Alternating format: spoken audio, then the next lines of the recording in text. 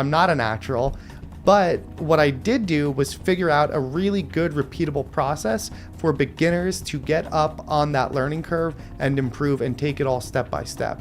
And I think for a lot of people, what that comes down to is building out what I would call a playbook.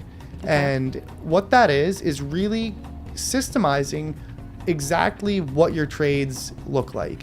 And you don't want to be trading based on emotion. You don't want to be trading based on intuition that you really haven't built up yet. Mm-hmm. So it's a matter of, what is your strategy? Can you put the entries down on paper? Can you put down the variables that you're looking for? What does the volume need to be? What does the intraday chart need to look like? What does the daily chart need to look like? What time of day does it need to be? And it's really going deep on those variables and building out a different couple strategies and plays that you can then repeat and refine. I think a great analogy is kind of like dieting, right? A lot of people have lost weight on all sorts of different diets, right? You could be on a vegetarian diet, a keto diet. It's not that there's any right one, but you do need to stick with it and refine it and figure out what works right for you before you're actually going to see progress. And if you're changing diets or trading strategies every month or every 2 months, you're never going to get far enough down to actually see whether it works for you. And or especially in the trading world, to make all those different refinements to those variables, is you need to know, am I going in the right direction, to at least stick with it. And then once you are, a lot of that just becomes repetition and figuring things out over time. And so during a normal week, right, I was so regimented, so regimented. I would wake up at the same exact time. I would shower, go to work at the same exact time. I would work out at the same time.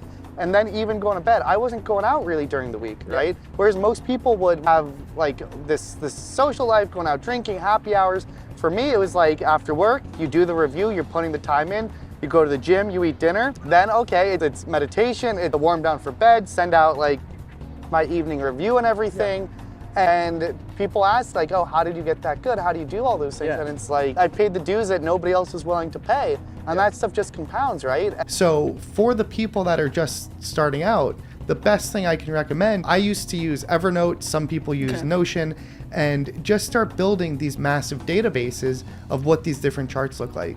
So you could start building a category for breaking news.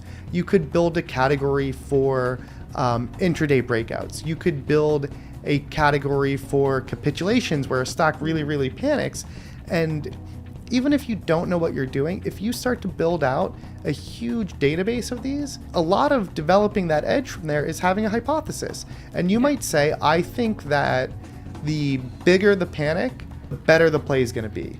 And you might not be able to tell that from 3 or 5 charts, but once you have 100 charts in your little capitulation database, that's when you can start to see what are the variables that matter the most. Okay, the bigger the panic, the better it tends to bounce. The more boring the ticker is, the better it tends to bounce. If there's news, fresh news on the ticker, I'd assume in general it's probably going to bounce worse. And so you can start to test all these variables, but a lot of it is kind of like being a scientist and collecting all this data, having hypotheses that hopefully make logical sense, and then just refining that in the real world.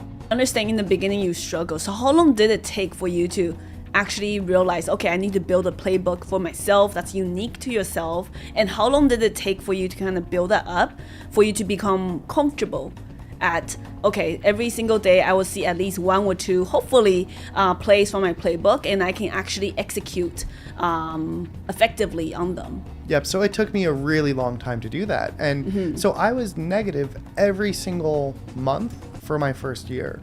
And so during that time, it really was like drinking from a fire hose, where it was just, it was all happening so fast and there was so much information. It was still hard to learn all these different plays at once. And so if I had to take a guess, maybe around the year and a half mark, that's when I had a couple really simple plays that I would have started to kind of I would have had enough reps in where I was starting to know, like, okay, when this happens, this reminds me of this. And a lot of it is you just build in your head all this recollection so that when it's happening in real time, you're able to process it faster.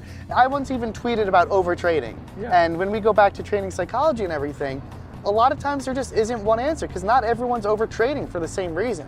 Some people are over trading because they're just bored and want entertainment. Some people are over trading because they don't know what their edge is. Some people don't have their setups that are defined. Some people are over trading because they think they need to clear their expenses every single day. You need to make X amount or else they're not going to make it.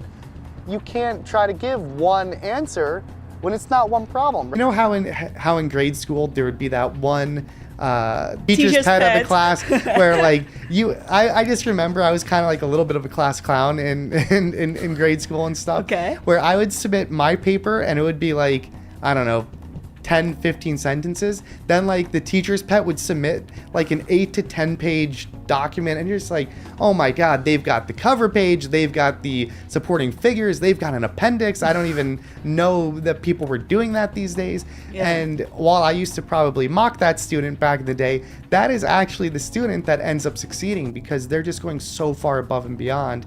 And that's the type of thing that really differentiates themselves. And it seems like the extra amount of work is the work that's done outside of the actual trading executions, like outside of regular trading hours, like the studying, reviewing charts, emailing mentors, questions, like those are the stuff that really allow a trader to stand out. Yeah, and it's so true where what I would always say is the trading day in trading, that's almost the equivalent of playing the basketball game. That's not where progress is made, right? No matter True. what your sport is, the Yeah. progress is not really made playing the game.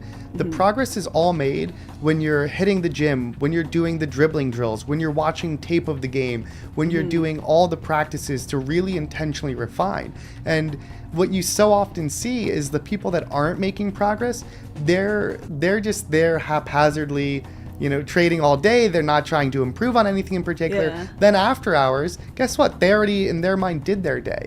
In my mentality, your day doesn't even start until after hours, right? And if we want to talk about hours, and it's not just about hours, but effective, intentional review and practice. sure. And so when I was learning, my day in my head, it started at 4:15 or 4:30 p.m. That's when it started because I was doing the review.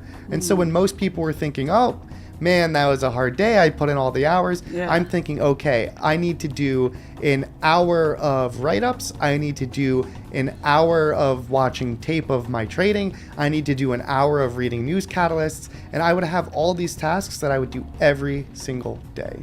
Did you ever slip?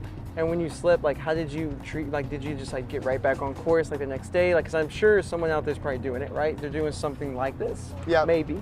But maybe they, slip and they just say, oh, well, I'm not gonna be able to do it. Like, did that ever happen? Oh, totally. To you? Yeah, I mean, I was definitely human about it. Like, for sure, I would definitely have times where you're just demotivated or you're just down on yourself or you're just totally burnt out. So one thing that I think most people are wising up to over the last couple of years, especially given COVID, that again, this stuff just wasn't knowledge a decade ago. And I think people are really, really smart about burnout. And I'm not saying all the work I was doing was even optimal, right? There were probably days where I should have just been calling it quits. And there were days where I'd be sleep deprived or tired or hungover or sick. And I mean, take sickness, right? Like nowadays, everybody knows, hey, if you're sick, you're not gonna perform well, just don't show up. But like I would say over the majority of my career, so much of trading was this like machismo where it's like, don't be a puss. Like if you're sucked, you go to work and you still work hard. If you're tired, guess what? Show up and still work hard. And you would do things that like, at face value, it's like, oh, I am gritty, I am determined, I'm not willing to just tap out just because I'm tired. But then you're like, wait a second, like this is counterproductive at this point. And now everyone's accepting that it's true. But that's kind of like the evolution of how being a trader has changed even in those ways. So what do you recommend traders, whether on the retail side or the institutional side, what kind of routine should they try to aim for every single day when they're trading? Yep.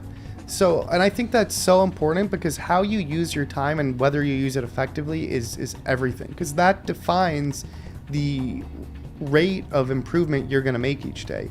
And so some of the practices that I think are essential, no matter what skill level you're at, assuming you know all the basics about order entry and all that other stuff, I think every single day you need to be reviewing whatever the easiest opportunity was. And so what might that look like? That might mean you take the chart, you put it in your database, and then I would be doing a page or two write up for whatever those easiest plays were each week. I would be studying what does that daily chart look like and trying to reverse engineer why these moves are occurring. But then I think a lot of psychology eventually goes towards just self-actualization. And you start to explore, what am I looking to get out of trading? What am I looking to get out of life? What am I looking to get out of my relationships? How can I just be a better person that will all make me a better trader as well? You have almost this evolution where initially you're in it for like the fame and fortune, based to make money and make a living out of it. Yeah. And then people realize that like trading is a microcosm just for life and self-improvement, and how can we always strive to be better and adapt over time. And like, you need discipline, you need to find happiness in the process. Like, I think if you can crush it as a trader and explore all those steps of yourself, Yep. you put that really good trader at most other jobs, and they're probably going to be able to systemize it and break that down as well. Dude, every time, man.